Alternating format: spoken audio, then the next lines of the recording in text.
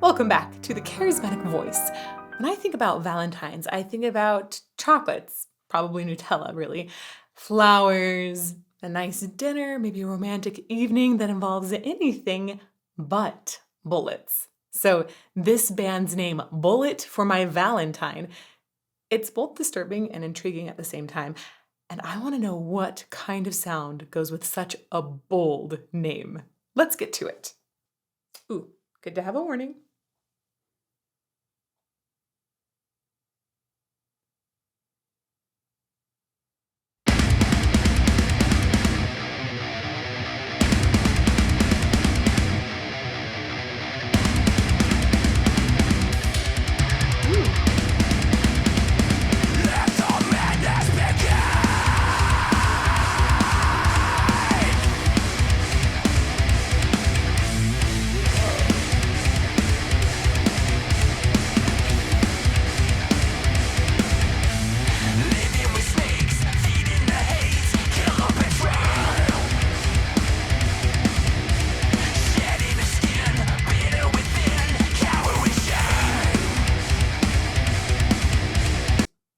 Huh. Okay. The sound is very aggressive, which you might expect from a name like Bullet for My Valentine. Um, I wondered if there was going to be some sort of romanticism in it. I'm not really getting that yet.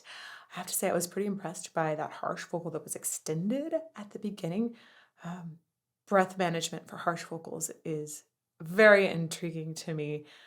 And it's not totally dissimilar from breath management for clean singing, but it is a little bit different because the same fleshy bits aren't what's holding back the air in clean singing as it is in harsh vocals. So we're going to go back to that for sure.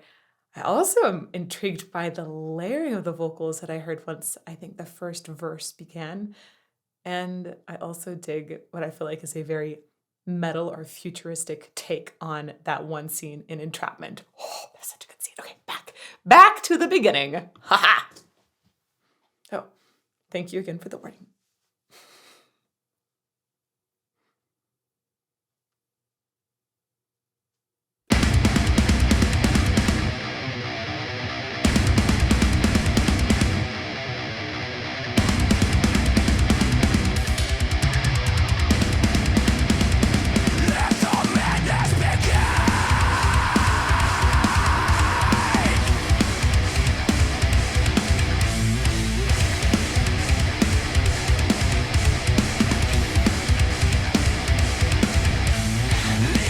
Ooh, okay, I really like that instrumental intro because it feels almost like it's swirling and then has this bum, bum, and there's even bends that happen between those extra big bum, bum beats.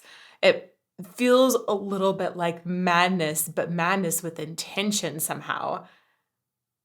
I love the anticipation built by this silence too. Oh gosh.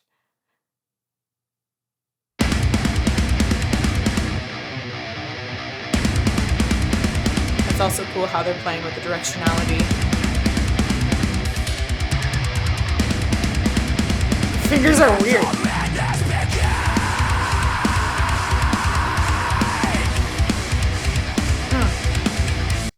So let's talk a little bit about this extended harsh vocal that he enters with immediately. When we're talking about harsh vocals, we're talking about using constraint in the throat in an area that's different from your true vocal folds. Right? There are several different areas you can use. You can use the false folds. You can use area epiglottic folds. There's also different kinds of rattling that can happen. There's actually a whole bunch of different anatomical pieces in the upper part of your vocal tract that can aid in constriction to make a harsh sound. When you're talking about the true folds, those come really fully together very cleanly, and there's a beautiful pattern that is very regular and repeating, and that's what creates a true pitch. When we're talking about the other structures, they don't have the same kind of tissue makeup to have that regular oscillation to create a pitch. So that tissue is flapping together. It's going wacka, wacka, wacka together, but in a more disjunct kind of way, essentially, which is why we experience this as noise instead of a pitch. The interesting thing to me is that in order to get some of that stuff flapping and going together, you have to have this breath pressure buildup. And when we're talking about these other bits, there's a certain amount that's necessary to get that sound going. And it seems like that amount is actually a little bit higher than you would have from true phonation. We see some research about this that shows there's actually a little bit of spine stabilization that can happen when you're working on a really harsh vocal like this, which would indicate more breath support to create a sound like this. So just have to say, I think it's really cool to hear that from the get-go and hear that I think he's hooked into breath support to create this harsh vocal right away.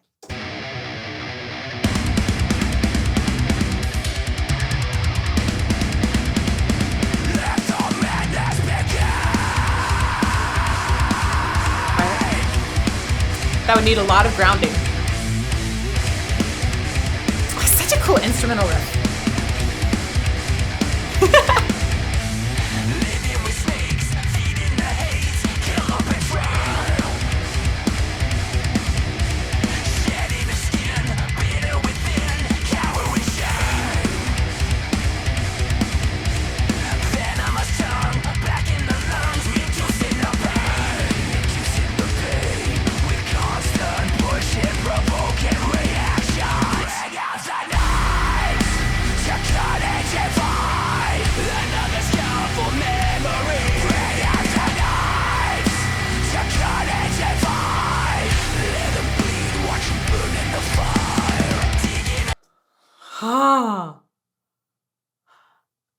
I love the way he's layered the vocals here.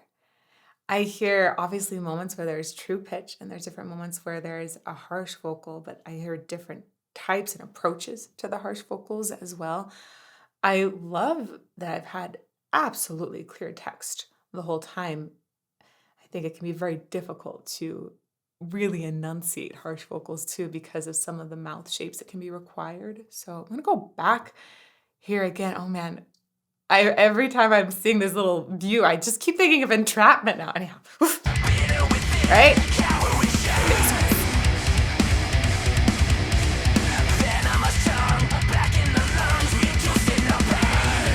So cool how the voice sometimes is spread to the sides in this production. Definitely with the different layers, I feel like they've done a little bit of placement with them. There are times when it feels like the harsh vocal is used to almost feel like it's behind us, whereas the clean is in the center. Yeah, I'm getting, oh, that's really cool.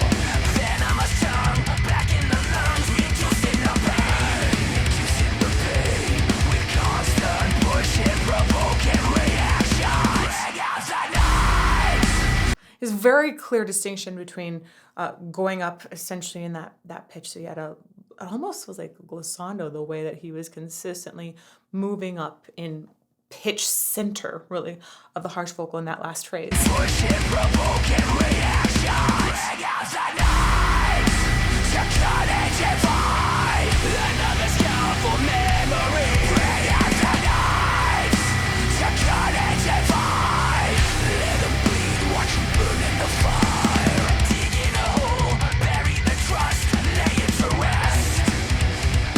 I'm always, ever since we put a camera down Will Ramis's throat, I've always wondered now when I hear harsh vocals where the constriction is created. To me, it sounds like this is a higher restriction. Some people might call that a fry harsh vocal. It's just a name that's been given.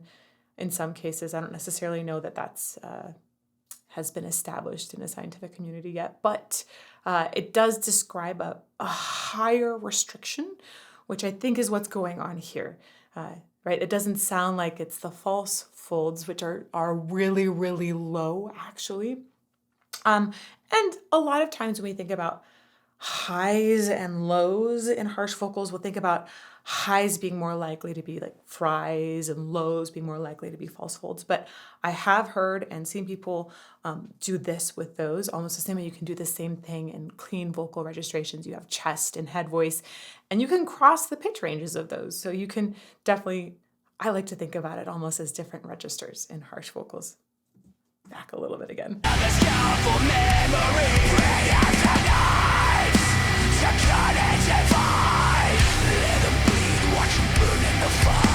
That feels very low.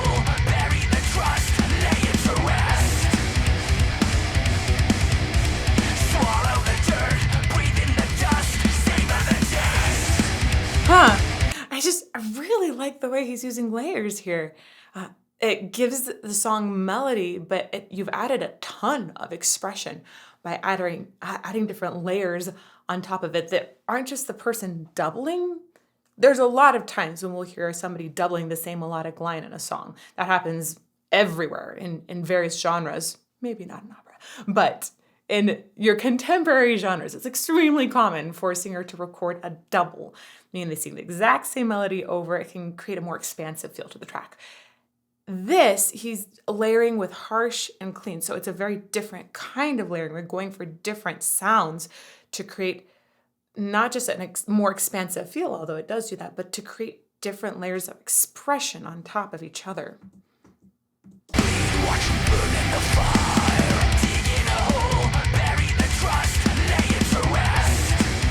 And there's more layering on certain words.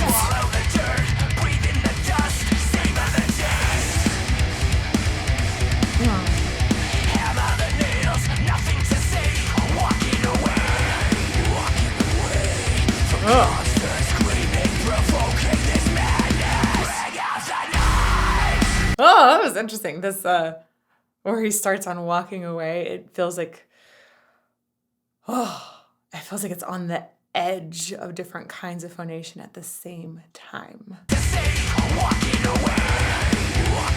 Right there. And there's that almost slide up.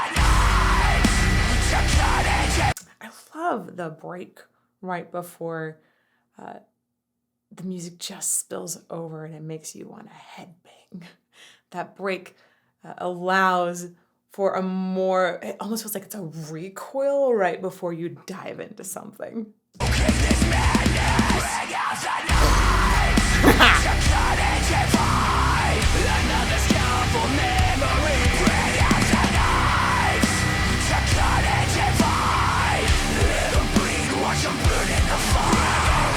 Wow, that layering is so intricate in there.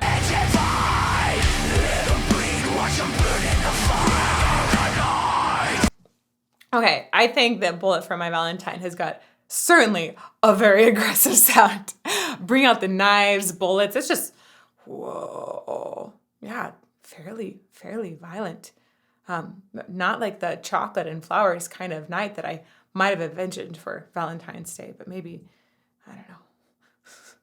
Some people don't have awesome partners. That never excuses violence, but sometimes it's good to let stuff out in songs.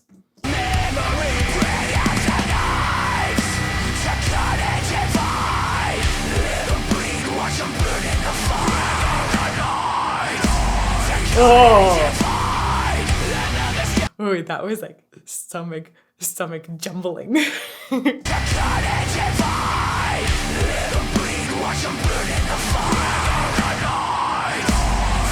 Oh yeah, the way it does that recoil again and then does another drop both with vocal pitch and instrumental. It's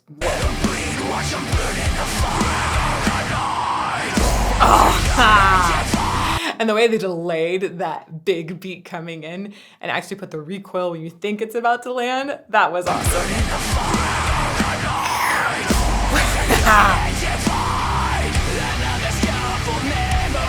It's actually like the moment before you hear a cartoon bomb drop. You right? It has this like moment essentially.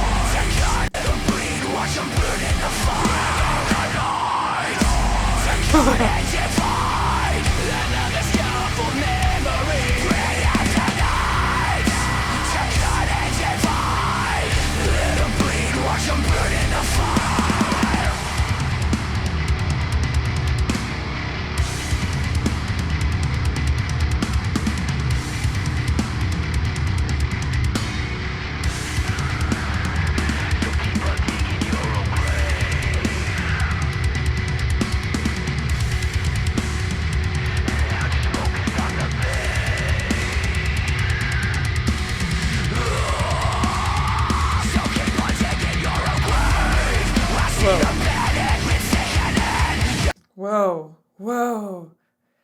It's a really interesting section they're going into. The toms that were happening there. I love the way it, instead of necessarily giving us a break by completely taking away sound, they just took us into a different kind of sound for a bit so we could clear our ears essentially with that. Uh, I keep thinking that there are moments that his voice reminds me a little bit of Corey Taylor. The way it has some fry that's, I'm not talking about necessarily the scream fry side, but this Valley Girl fry sides to it at times when it's talking. Uh, that part reminds me a little bit of Corey Taylor.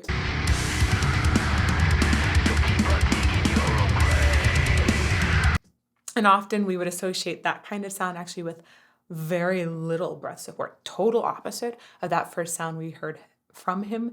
And it's achieved by an almost lazy kind of breath.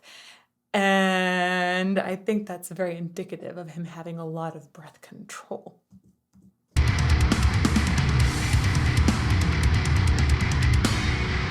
Ugh. That's a cool side up in the back.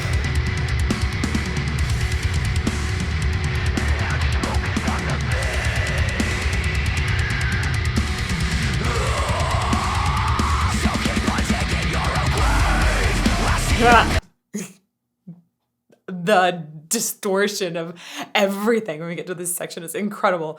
But I have to say, it almost sounds like there's like a really big buildup to Hakaloogie at that moment, right? You're like, oh, it's getting ready. There's some nasty stuff inside that's about to be spit out. I'm mostly joking, of course. It sounds a little bit like that. In the best way.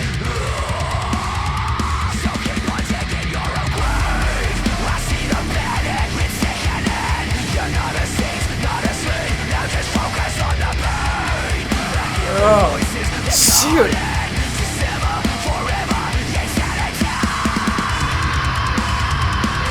Oh, wow. That was an incredible sustain. Yay, breath support. Yay. That was really cool. I love the larynx he's doing. It's really, really great. Another thing that I'm watching for are his mouth shapes. Obviously, this is a music video, right? This isn't going to be a live take. However, when a person is doing a music video like this, they're often still singing at the same time, or we get some sort of window into how they truly create these sounds. His mouth has got a lot of really nice movement going on. This is something I've noticed about harsh vocalists who have good enunciation too. I mentioned earlier, a lot of different tongue shapes really contribute to the sounds in harsh vocals, and tongue shapes also are contributing to the clarity of your words. So it can be particularly difficult to get great enunciation with harsh vocals while getting the various kinds of sounds and timbres you want. His enunciation is beautiful, and his mouth movement is spectacular. Look at that. Ooh. Also, notice on that one, he's got a little bit of a pucker to the lips. That's often used to make the sound a little bit deeper in harsh vocals.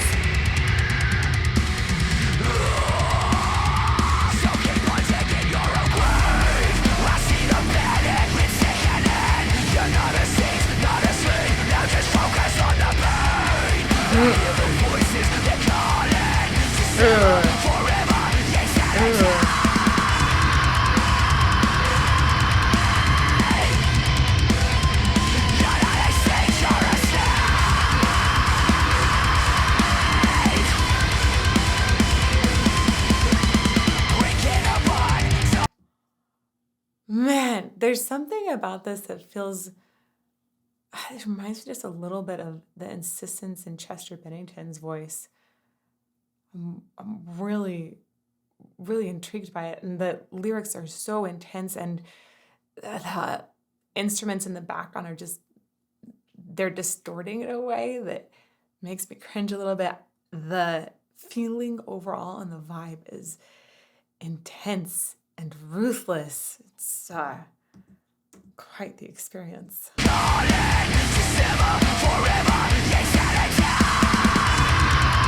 Those lyrics.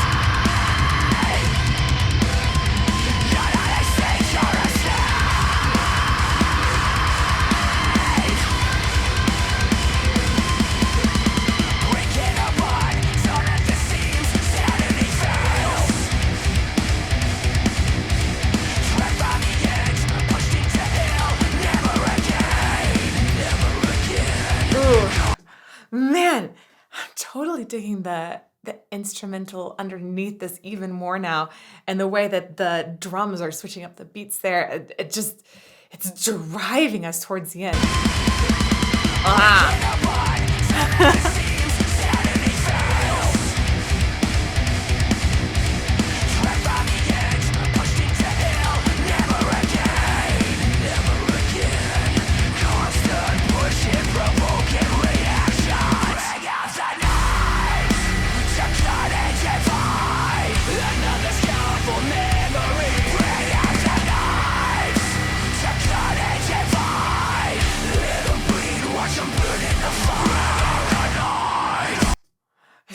It's so interesting how the lyrics in this, I feel, can very much be applied to thoughts. It talks about cutting things out of memory, and the very first line was "Let the madness begin." It feels like it is talking about making incisions in your thoughts, and the scars that all of us, if you've lived a while, all of us carry some sort of scars in life, mental scars, emotional scars, and that can be so intense and debilitating. And I am really caught up now in this idea of bring out the knives, not as a physical violence, but as a mental challenge.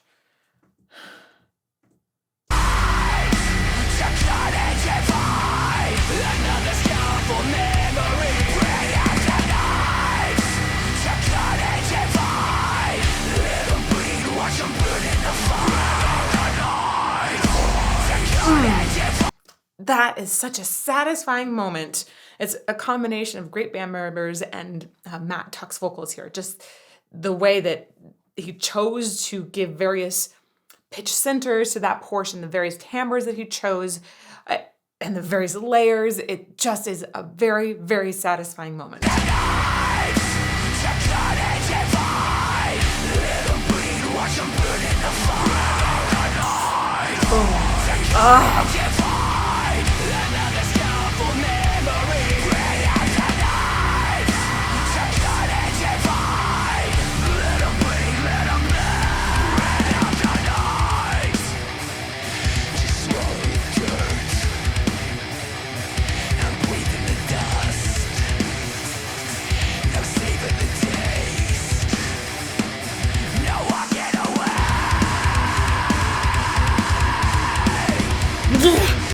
Gosh, the sustain there is so good, but let's just go back for a quick moment. Listen to the way that he enunciates taste. It really gives us every piece of that word.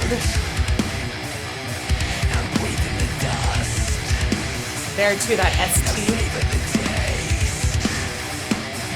There's a nice diphthong in there. We had the st and the t that are both elongated and projected. Oh.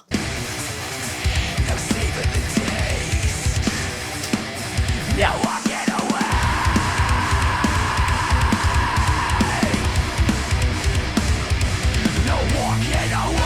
Oh, that was cool pitch with the sound.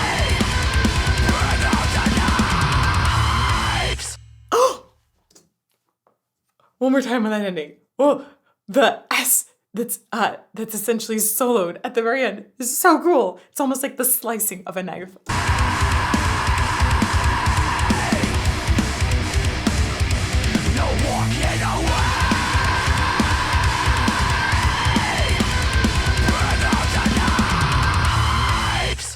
Gosh. I love the way that Matt Tuck has such incredible control of those harsh vocals. I hear ways that he can isolate various elements of his voice and then maybe recombine them with vocal layers to create an even more incredible experience. It is so cool how they ended that song with a little knife slice, like it sounded, and the way that those lyrics then play into this overall sound and this image of essentially becoming a surgeon in the mental aspect of life. Oh my gosh, I really feel taken aback and I dig this sound. If you'd like to hear some more analysis of harsh vocals in particular, I'll make you a playlist up over here. And may you fall more in love with music every day.